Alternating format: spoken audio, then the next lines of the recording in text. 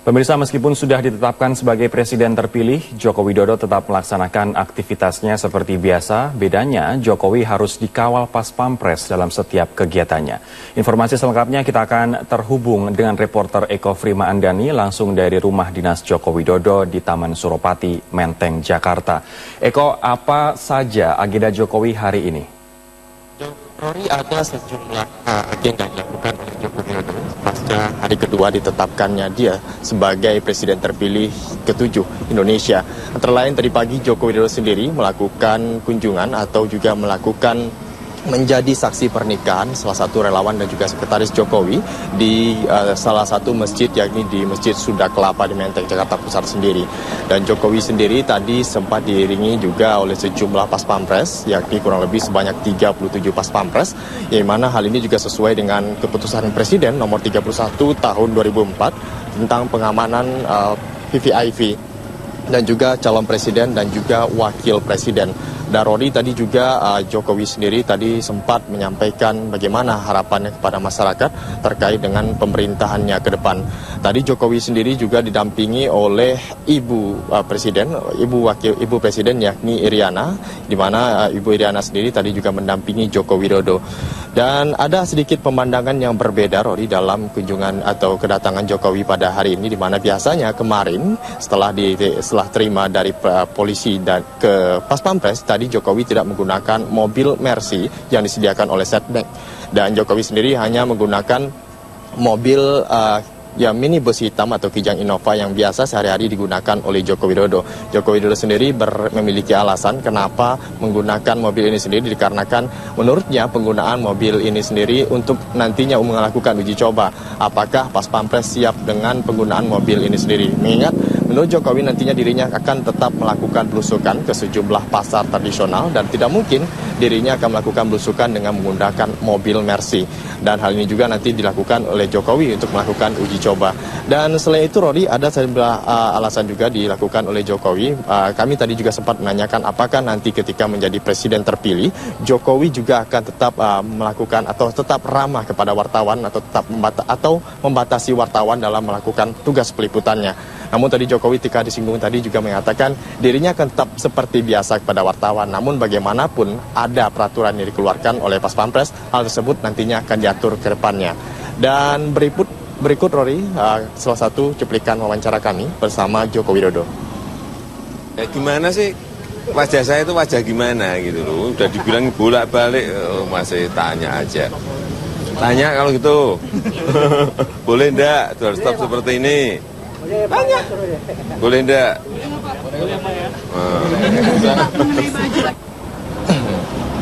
Dan Jokowi juga tadi sempat menyinggung terkait bagaimana dengan pengalihan subsidi BBM yang saat ini terus membengkak, di mana Jokowi tetap menegaskan jika subsidi BBM yang selama ini dianggap salah sasaran, di mana nantinya subsidi BBM tetap akan dipertahankan, namun penempatannya langsung kepada masyarakat penggunanya seperti badan nelayan, usaha kecil menengah. Dan nanti juga bagaimana untuk kebutuhan ekonomi lainnya, nanti Jokowi juga akan menggunakan energi alternatif lainnya seperti gas bumi untuk dipergunakan untuk pembangkit tenaga listrik dan juga sejumlah kebutuhan industri lainnya. Untuk sementara demikian, Rory, kembali ke Anda ke studio. Semoga Jokowi masih mempertahankan metode doorstop apabila diwawancara oleh wartawan. Terima kasih Eko Frima melaporkan langsung dari Menteng, Jakarta Pusat. Perjuangan baru akan dimulai.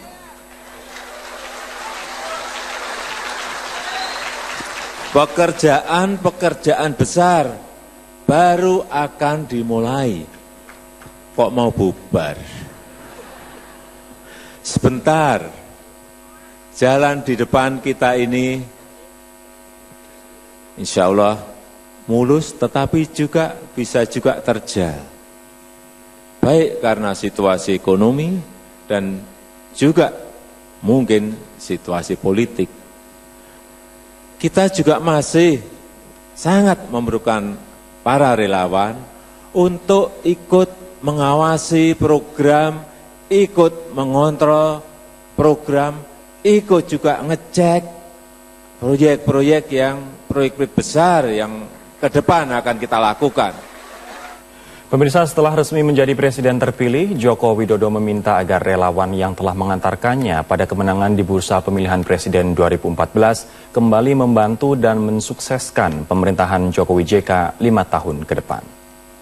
Pasca keputusan Mahkamah Konstitusi yang menghasilkan bahwa Joko Widodo dan Yusuf Kala menjadi presiden terpilih untuk 2014-2019, sehingga setelah itu Jokowi meminta untuk para relawan agar tidak membubarkan diri dan membantu mereka untuk mengawal pemerintahan selama 5 tahun ke depan.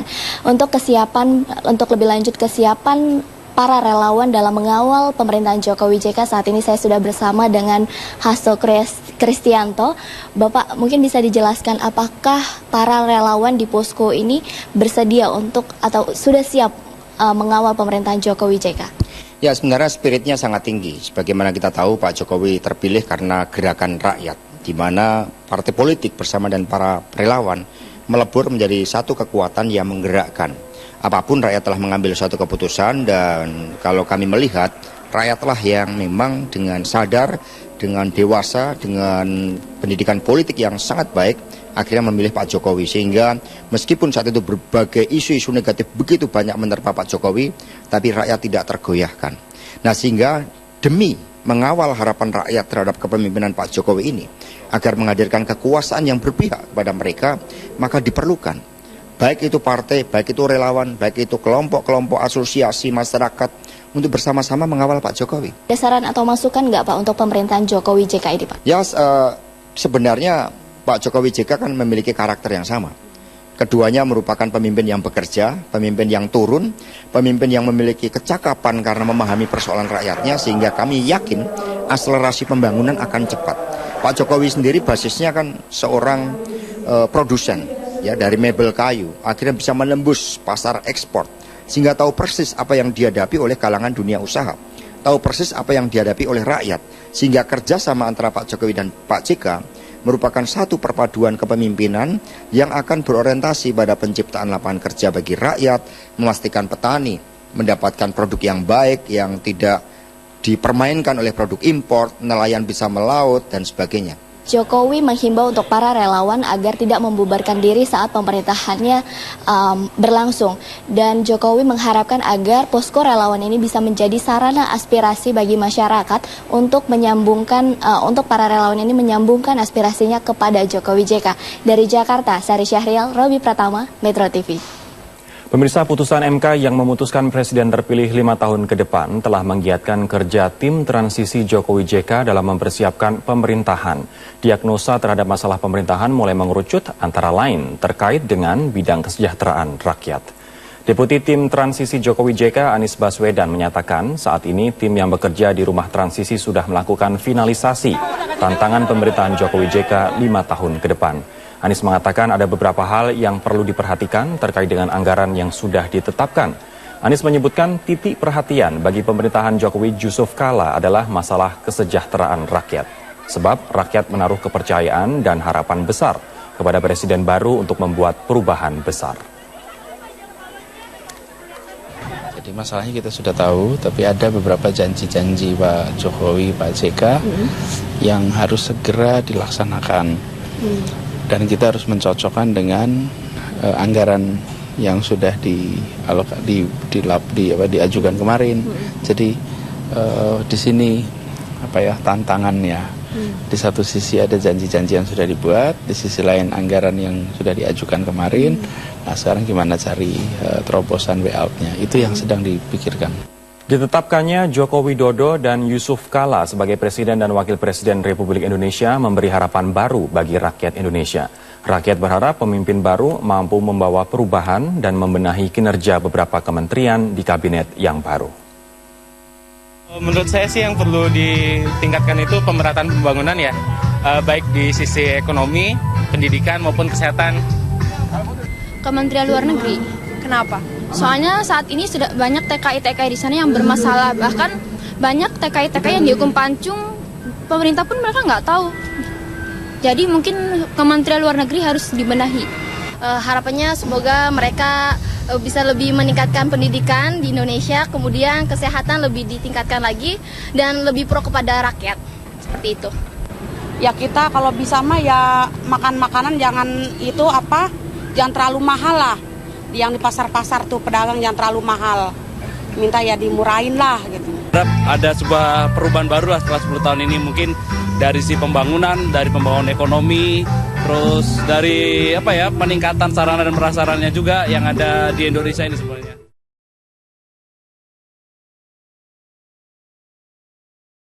Anda kembali di Metro Siang, pemirsa. Presiden Republik Indonesia terpilih Joko Widodo resmi dikawal pasukan pengamanan Presiden atau Pas Pampres. 37 personel dari Grup D Pas Pampres disiagakan untuk mengawal Jokowi. Namun terkait pengawalannya, Jokowi menyatakan tidak menginginkan pengamanan yang berlebihan.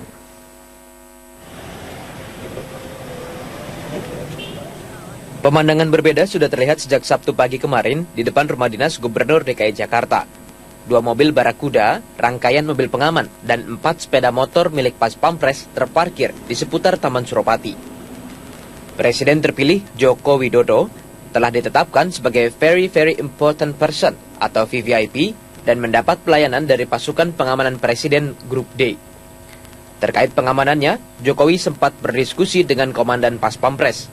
Jokowi menyampaikan tidak ingin pengamanan berlebihan, sehingga ia masih bisa berinteraksi dengan masyarakat. Oh enggak, tadi malam juga sudah kita sampaikan. Meskipun pengamanannya ketat, tetapi saya tidak ingin terjadi jarak antara saya dan masyarakat. Enggak. Strateginya gimana? Dan strateginya gimana? Sudah Pas Pampres sudah ngerti. Oh bisa Pak, kalau saya mau ini, bisa enggak? Oh enggak apa-apa Pak. Yang paling penting diberitahukan kepada kami. Loh, kan nggak mungkin semua saya beri. Kalau saya mau mendadak spontan gimana? Juga nggak apa-apa, Pak. Nggak apa-apa. Berdasarkan informasi yang disampaikan Panglima TNI Jenderal Muldoko, standar pengamanan VVIP yang akan melekat pada Jokowi diisi 37 personel, 7 mobil, dan 4 motoris. Selain pengamanan, kendaraan yang ditumpangi Jokowi juga berubah. Fasilitas mobil operasional dari Sekretariat Negara ini mulai digunakan Jokowi untuk memenuhi standar pengawalan. Dari Jakarta, Priska Niken, Gilang Kelana, Metro TV. Pagi, Pak. Pagi, Pak. Yuk. Meski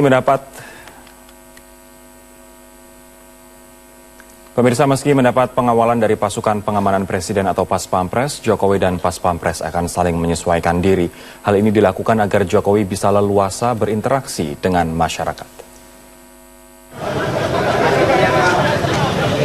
Sabtu kemarin, Presiden Republik Indonesia terpilih, Joko Widodo, mulai dikawal pasukan pengamanan Presiden atau Pas Pampres. Pengamanan pun terlihat begitu ketat. Pas Pampres tampak membentengi Jokowi hingga masuk ke dalam mobil. Selain pengamanan, kendaraan yang ditumpangi Jokowi juga berubah. Jokowi menggunakan mobil Mercy tahun 2008 bernomor polisi B1190 RFS. Berbeda dengan sebelumnya ketika Jokowi belusukan ke pasar-pasar. Salah satunya saat Jokowi belusukan ke Pasar Noto Harjo, Surakarta. Tanpa pengawalan ketat, Jokowi hanya menggunakan mobil Kijang Innova. Ketika itu Jokowi dengan leluasa dapat berinteraksi dengan masyarakat. Adanya perubahan pengawalan, Jokowi akan menyesuaikan diri dengan Pas Pampres. Bahkan Jokowi akan membuat peraturan bersama antara dirinya dengan Pas Pampres agar tetap bisa belusukan. Namun ketika disinggung mengenai penampilan Pas Pampres, pernyataan Jokowi pun mengundang gelak tawa wartawan. Pampres juga menyesuaikan saya juga menyesuaikan Pas Pampres. Tadi Bapak bilang pakai jas. Saling menyesuaikan. Artinya apa? Artinya ya mungkin perlu waktu sehari, 2 hari, seminggu, 2 minggu lah untuk menyesuaikan. Dan memang kita akan coba misalnya kalau ke pasar seperti apa, nanti kalau mau makan di PKS seperti apa, ya kan nggak ngerti. Kalau penampilannya gimana Pak? Apanya? Tadi Bapak bilang penampilannya lebih rapi. Apanya? Penampilan Pas Pampres. Tadi kan dari kawinan ya mesti harus pakai jas toh, masa pakai. Setelah melihat Pas Pampres pakai jas, pakai dasi gimana? Ya tapi memang lebih ganteng Pas Pampresnya. Presiden terpilih Joko Widodo dan wakilnya Yusuf Kala masing-masing akan mendapatkan pengawalan dari 37 personel Pas Pampres. Selain itu, istri Jokowi dan istri Yusuf Kala juga akan mendapatkan pengawalan ketat. Tim Liputan, Metro TV. Mendapatkan pengawalan tingkat VVIP atau level kepala negara membuat interaksi seorang pemimpin menjadi terbatas. Meski demikian, di dunia terdapat 2 figur publik pemimpin negara yang menghapus kesan ketatnya pengawalan terhadap seorang presiden. Kesederhanaan tetap membuatnya dekat dengan rakyat.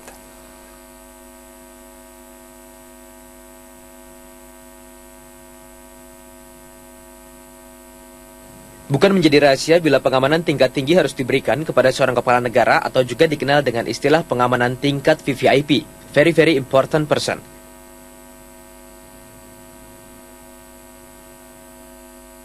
Terpilihnya Joko Widodo sebagai presiden pun menimbulkan pertanyaan.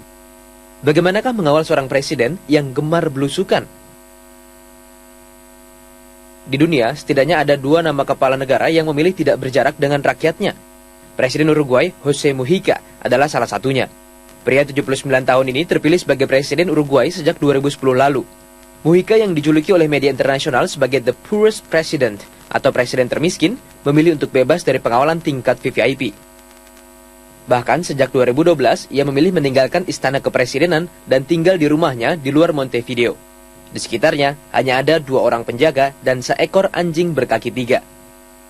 Suami dari petinggi Kongres Uruguay, Lucia Topolansky ini juga memilih memberikan 90% gajinya untuk kegiatan sosial serta hanya mengendarai mobil Volkswagen tua. Terlepas dari segala kritik kepadanya, mantan anggota pemberontak Tupamaros ini membuat indeks persepsi korupsi Uruguay berada di peringkat 19 di seluruh dunia. Sosok mantan Presiden Iran Mahmud Ahmadinejad juga menjadi pembicaraan. Gaya hidup pria kelahiran 28 Oktober 1956 yang sederhana serta jauh dari kesan elit membuat ia enggan berjarak dengan rakyatnya. Terpilih sebagai presiden pertama kali pada tahun 2005, Ahmadinejad enggan hidup dalam kemewahan. Ia bahkan mengirim sejumlah karpet mahal di istana kepresidenan ke museum, serta menggantinya dengan yang lebih murah. Ahmadinejad juga menolak duduk di kursi VIP pesawat di pesawat kepresidenan. Meski menjadi figur kontroversial, Ahmadinejad yang kembali terpilih pada tahun 2009 mengutamakan untuk memutus kesenjangan ekonomi rakyatnya dengan fokus pada kebijakan perumahan, reformasi ekonomi, dan tenaga kerja.